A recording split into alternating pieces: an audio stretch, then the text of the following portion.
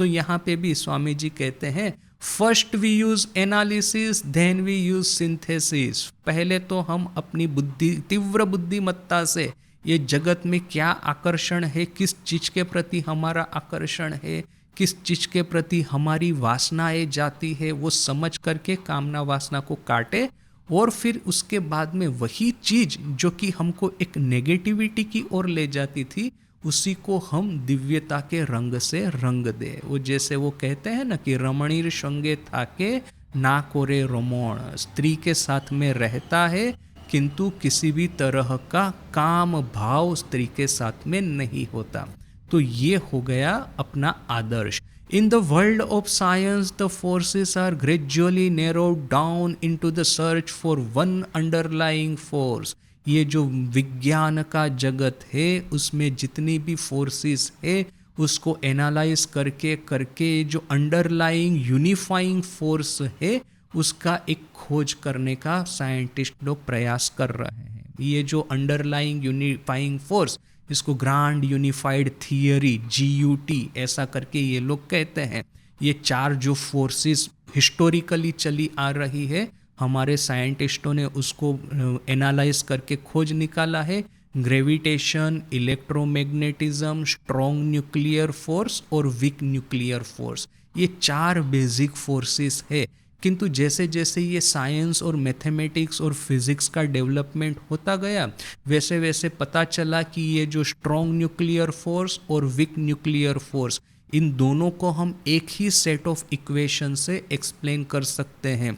उसके बाद में आया, पहले तो इलेक्ट्रिसिटी और मैग्नेटिज्म को अलग अलग फोर्सेस माना जाता था, किंतु जेम्स क्लार्क मैक्सवेल बोल करके वो जो एक ब्रिटिश साइंटिस्ट है, उसने इन दोनों को यूनिफाई किया और उसको नाम दिया इलेक्ट्रोमैग्नेटिज्म। और उसके बाद में ये जो न्यूक्लियर फोर्सेस है दो, स्ट्रॉन्ग, वीक, और ये हो गया इलेक्ट्रोमैग्नेटिज्म, इन तीनों को एक तरह के यूनिफाइड सेट ऑफ थियरीज के माध्यम से अभी हम डिस्क्राइब कर सकते हैं। अभी प्रश्न यही रह जाता है कि एक और अभी ग्रेविटी रह गया है और दूसरी ओर ये स्ट्रॉन्ग, वीक न्यूक्लियर फोर्सेस और इलेक्ट्रोमैग्नेटिज्म, ये तीन है। ये जो तीन फोर्सेस है इसको आप क्वांटम डायनेमिक्स के माध्यम से एक्सप्लेन कर सकते हैं, किंतु ग्रेविटी जो है उसको एक्सप्लेन करने के लिए हमको रिलेटिविटी ही चाहिए, क्लासिकल रिलेटिविटी। उसको क्वांटम डायनेमिक्स के भीतर में बिठाना मुश्किल है, सो फार अभी ऐसा है। किंतु साइंटिस्ट आर होपफुल कि रिलेटिविटी और क्वांटम डायनेमिक्स, ये जो मोस्ट फंडामेंटल थियरीज है फिजिक्स की, वो कहीं ना कहीं इस लेवल पे इवॉल्व होगी कि फिर हम ये जो ग्रेविटी को भी एक यूनिफाइड थियरी के भीतर में लेके आएंगे। तो ये साइंटिस्ट लोगों का लॉन्ग टर्म सपना है कि ये चारों थियरीज एक साथ में आ जाए, एक ही सेट ऑफ फिजिकल इक्वेशन के माध्यम से, मैथमेटिकल इक्वेशन के माध्यम से हम उसको डिस्क्राइब कर पाए। तो ये है साइंटिफिक ट्रेजेक्टरी। तो जिस तरह से साइंस में भी ये यूनिटी खोजने का प्रयास चल रहा है फंडामेंटल फोर्सेस के बीच में, तो वैसे ही आध्यात्मिक जगत में भी ये यूनिटी खोजने का प्रयास चल रहा है। ये जो बाहर के जो कुछ भी आपको दिख रहा है, पशु पक्षी, पेड़ पौधे, मनुष्य, जानवर, ग्रह, तारे, नक्षत्र, जो कुछ भी दिख रहा है, स्पेस, टाइम, मैटर, एनर्जी, इन सबको आप कैसे एक सिंगल यूनिफाइंग कॉन्सेप्ट के भीतर में, सिंगल यूनिफाइंग एक्सपीरियंस या तो इंट्यूशन के माध्यम से डिस्क्राइब कर सकते हैं। That is our search.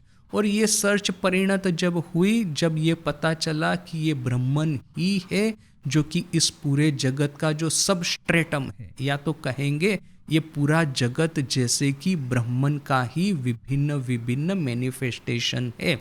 जैसे कि समुंदर बना है पूरा पानी का, किंतु उस पे कितनी ही विभिन्न तरह की लहरें बह रही है। यहाँ पे हमारी लाइब्रेरी जो है एग्जैक्ट समुंदर के सामने है, बस रोड क्रॉस करेंगे वो सामने समुंदर दिखाई देगा। तो उसकी टेरेस पे कभी कभी मैं वॉकिंग करता हूँ, तो जो समुंदर की लहरें हैं वो कभी कभी मैं देखता रहता हूँ मंत्रमुग्ध होकर के। आप हिप्नोटाइज हो जाएंगे यदि लंबे टाइम तक देखेंगे तो क्या है कि ये जो पूरा लंबा जो बीच है, तो चारों ओर से वो लहरें आकर के वो बीच के साथ टकरा रही है, वो इतना सुंदर दृश्य होता है। लहरों का शेप है, लहरों की ये जो लेंथ है, उसका ये जो टकराव करने से ये जो फैन चारों ओर फैलता है, प्रत्येक लहर का एक यूनिक ये रहेगा, फिंगरप्रिंट रहेगा, प्रत्येक लहर का एक यूनिक पैटर्न रहेगा। किंतु समुंदर के पानी तो एक ही है, लहरों चाहे एक पत्थर के साथ टकराए फिर हजार तरह से उसका विभाजन हो, उसकी जो है फैन, उसका जो सफ़ेद है वो फैले, किंतु पानी तो वही है। तो जैसे कि ये पोटर है, एक कुम्हार वो जो क्या करता है, मिट्टी के ये सब, कोई ये बनाता है, घड़ा बनाता है, ये घटी बनाता है, मिट्टी के खिलौने बनाता है, मिट्टी का कितना सब कुछ बनाता है, किंतु है तो भीतर में मिट्टी ही। वो माने मिट्टी, आप उसको कितने तरह, सोने का गहना है उसको आप ब्रेसलेट भी कह सकते हैं, आप नेकलेस भी कह सकते हैं, उसको आप जैसे कि ये कुछ भी कह सकते हैं, पायल कह सकते हैं, या तो चूड़ियाँ कह सकते हैं, और साथ में आप उसको सोना भी कह सकते हैं। वो गलत कुछ नहीं होगा, सोना ही उसको वैल्यू देता है, वरना लोहे की ये ब्रेसलेट या तो लोहे का ये नेकलेस बनाएंगे, उसकी थोड़ी ना कुछ कीमत रहने वाली है। शेप वही है, किंतु उसके पीछे का जो मैटर है वो संपूर्ण रूप से चेंज हो गया है। एक सोने का ब्रेसलेट और एक लोहे का ब्रेसलेट सामने से यदि देखेंगे तो एग्जैक्ट सेम कलर दिखेगा। लोहे के ब्रेसलेट को आप सोने का वो गोल्डन एक कलर भी यदि कर देंगे, और जो ये जो है ज्वेलर्स, उसकी दुकान में जाएंगे, दोनों को साथ साथ में रखेंगे, कोई डिफरेंस आपको नहीं लगेगा, पहनने से भी कुछ पता नहीं चलेगा। किंतु ये जो जहुरी है, माने ये जो ज्वेलर है, जिसको पता है कि उसके भीतर का जो पदार्थ कौन सा है, वो इमीडिएटली कह देगा कि ये जो सोने का ब्रेसलेट है उसकी कीमत लोहे के ब्रेसलेट से 100 गुना ज़्यादा है, सीधा वो आपको कह देगा। तो भीतर में जो पदार्थ है उसी की कीमत है, उसके ऊपर में आप जितना शेप डाल दीजिए उससे ज़्यादा कुछ फर्क नहीं होने वाला। तो यहाँ पे स्वामी जी कहते हैं कि इवन साइंस के भीतर में भी ये विभिन्न तरह के जो फिनोमिना है, उस जो विभिन्न फोर्सेस है, उसको एक ही सेट ऑफ फिजिक्स के इक्वेशन के माध्यम से एक्सप्लेन करने का प्रयास हो रहा है। When physical science can perfectly grasp the final unity, it will have reached an end. For reaching unity, we find rest. Knowledge is final. इतना सुंदर स्टेटमेंट। जब ये फिजिकल साइंस है, फिजिक्स है, वो ये ग्रांड यूनिफाइड थियरी उसको खोज लेगा, तब ये फिजिक्स का अंत आ जाएगा। इस अर्थ में नहीं कि आप फिजिक्स का एप्लीकेशन अंत आ जाएगा, इस अर्थ में कि जो थियोरेटिकल फ्रेमवर्क है, it has reached it's perfection. आज आप फिजिक्स के माध्यम से, कल आपने इंटरनल कंबस्टन इंजन बना दिया जो कि गाड़ी को चलाता है, कार को चलाता है। दूसरे दिन फिजिक्स के माध्यम से आपने ये जो रॉकेट है, स्पेसशिप है, वो बना दिया, जो कि आपको गाड़ी यदि आपको ये मान लीजिए विशाखापट्टनम से कोलकाता लेके जाएगी, तो ये रॉकेट आपको मनुष्य को पृथ्वी से चांद या ये जो मंगल ग्रह के ऊपर में लेके जाएगा। एप्लीकेशन देखिए कि कितनी वास्ट हो गई। फिर परसों दिन पता चला कि यही फिजिक्स ने आर्टिफिशियल इंटेलिजेंस डेवलप कर दिया है, यही फिजिक्स ने ये नैनो टेक्नोलॉजी है, या तो फिर यही फिजिक्स ने ये जो क्वांटम कंप्यूटर है उसको डेवलप कर दिया है। इसकी एप्लीकेशन कभी रुकने वाली नहीं है, किंतु जो थियोरेटिकल फ्रेमवर्क है जो कि इस जगत को डिस्क्राइब करता है, वो उसका अंत आ गया। तो वैसे ही देखिए कि जैसे ही for reaching unity we find rest, knowledge is final. जब हम इस यूनिटी तक पहुंचते हैं तो ये जो हमारी इंटेलेक्चुअल क्यूरियोसिटी होती है, मुमुक्षुत्व जो होता है, उसका अंत आता है। जब हमको ज्ञान प्राप्त होता है तब हमको सही सही शाश्वत शांति प्राप्त होती है, शाश्वत सुख प्राप्त होता है, उससे पहले नहीं। देखिए, मुमुक्षुत्व का अंत है ज्ञान में, और ज्ञान की परिसमाप्ति है आनंद में। तो ये मुमुक्षुत्व, ज्ञान और आनंद, ये एक साइकिल है। किंतु इसका अर्थ ये नहीं कि आनंद प्राप्त करने के बाद में हमारा सिविलाइजेशन स्टॉप हो जाएगा, ये बात नहीं है। वही है कि फिर उस आनंद के 1000 आप प्रैक्टिकल एप्लीकेशंस खोज सकते हैं। हमारे वैदिक युग के साथ में जो एक सबसे बड़ा प्रॉब्लम यही हुआ था कि हमको एक बार ज्ञान और शाश्वत शांति प्राप्त हो गई तो हमने सोच लिया कि हाँ, ये इतिहास का भी अंत आ गया, ह्यूमन सिविलाइजेशन अपनी चरम शिखर तक पहुंच चुकी है, इसके बाद में फर्दर इवोल्यूशन की कोई आवश्यकता नहीं है या संभावना नहीं है। इसीलिए जब ये एक्चुअली हमको करना क्या था, हमको स्प्रेड होना था। जितना हम स्प्रेड होकर के पूरे विश्व में अपने सनातन वैदिक धर्म का प्रचार करते, उतना ही हमारे लिए अच्छा होता। ये जो नॉलेज इज फाइनल, या तो फिर कहेंगे इन यूनिटी वी फाइंड रेस्ट, ये जो स्पिरिचुअल रेस्ट हमको मिलना था, नहीं कि एक्टिविटी में रेस्ट लाना है। ये जैसे ही कोई अपने गांव से बाहर गया कि उसको नात बहार कर दो, उसका हुक्का पानी बंद कर दो, ये काला पानी जिसने भी क्रॉस किया उसको वापस किसी मंदिर में प्रवेश न करने दो।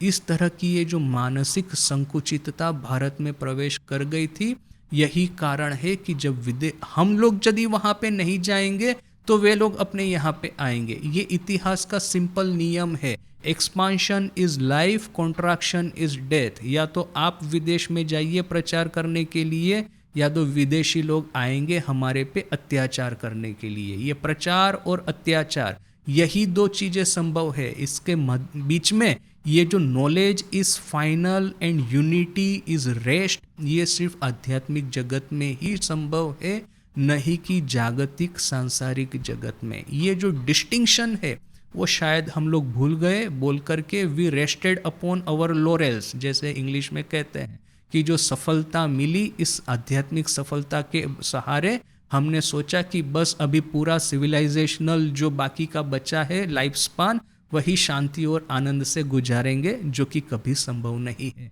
तो ये जो क्लैरिटी है, ये क्लैरिटी जिस तरह से हमको स्वामी जी देते हैं, कभी कभी हम दूसरे एक्सट्रीम में चले जाते हैं। कभी कभी हम सोचते हैं कि ये जो बाह्य जगत में सक्सेस है वही सब कुछ है। जब तक मैं मिलियोनेयर नहीं हो जाऊंगा, जब तक मैं बिलियोनेयर नहीं हो जाऊंगा, जब तक मैं अमेरिका का प्रेसिडेंट नहीं हो जाऊंगा, तब तक मैं शांति से नहीं जीऊंगा। किंतु कोई भी मिलियोनेयर, बिलियोनेयर, अमेरिका का प्रेसिडेंट, ये इसको देखिए, आपको नहीं लगेगा कि उनके जीवन में ये शाश्वत शांति प्राप्त हुई है। वे लोग जितना एजिटेटेड रहते हैं, वे लोग, अभी ये जो एलोन मस्क और डोनाल्ड ट्रंप का युद्ध चल रहा है, इससे दो बड़े व्यक्ति जगत में मिलना मुश्किल है। एक है जगत का सबसे बड़ा धनपति और दूसरा है जगत का सबसे शक्तिशाली पॉलिटिशियन। अभी ये दोनों लड़ रहे हैं। तो देखिए कि बाहर के जगत में आप 200 बिलियन डॉलर आपके पास में होंगे। आज आधे मैंने 70% जो देश है इस यूनाइटेड नेशन में जो रजिस्टर्ड है, उनका 200 बिलियन का टोटल नेशनल जीडीपी नहीं होगा। इतना तो एक अकेले आदमी के पास में है। तो इतना धन प्राप्त करने के बाद में भी ना ही उसको शांति है, ना ही वो उस सामने वाले पगले को शांति है। तो देखिए कि बाहर के जगत में आपको बहुत ज़्यादा धन प्राप्त कर दिया, बहुत ज़्यादा पावर प्राप्त कर दिया, इससे शांति नहीं मिलने वाली, आध्यात्मिक जगत में ही मिलेगी। किंतु साथ साथ में ही जो गलती हमने कर दी कि आध्यात्मिक जगत में शांति प्राप्त करने के बाद में बाह्य जगत में जो एक्सपांशन है उसको अटका दे, उसको स्टॉप कर दे, इस तरह का पगलापन भी फिर से कभी नहीं करना है। भीतर में शांति है, बाहर में कर्म तत्परता है। जैसे कि वो अपने रंगनाथानंद जी का वो एक फेमस एक्सप्रेशन था, calm in the midst of the hurricane, calm in the eye of the storm. ये जो स्टॉर्म होता है, गोल गोल घूमने वाला हरिकेन, उसकी जो आई होती है, उसका जो सेंटर है उसको आई कहते हैं। तो वो सेंटर में उसकी आंख जो है वहाँ पे आपको किंतु बिल्कुल शांति दिखाई देगी, यदि हम में वो साहस है उस स्टॉर्म के बीच में जाके खड़े रहने का। तो वैसे ही ये जो जगत पूरा चल रहा है और चारों ओर आपको फिर मन में शांति महसूस करनी है।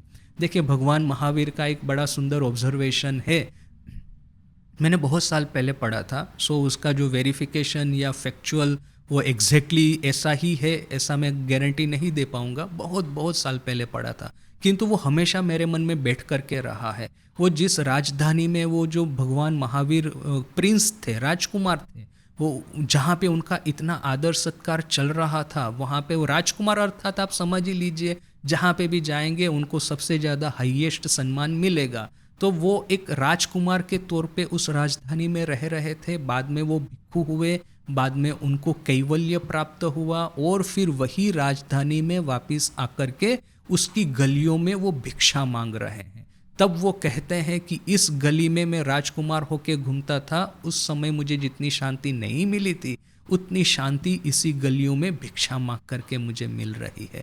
तो देखिए कि दिस इज इंडिया, कि आपने सब तरह का जो बाह्य अवलंबन है, बाह्य जो कि आपका ये जो है अटेनमेंट है, उसको त्याग कर दिया, भीतर में शांति प्राप्त कर ली। किंतु फिर वो शांति प्राप्त करके बैठे नहीं है, वो घर घर जाकर के वही जो उन्होंने धर्म तत्व प्राप्त किया उसको वो फैला रहे हैं।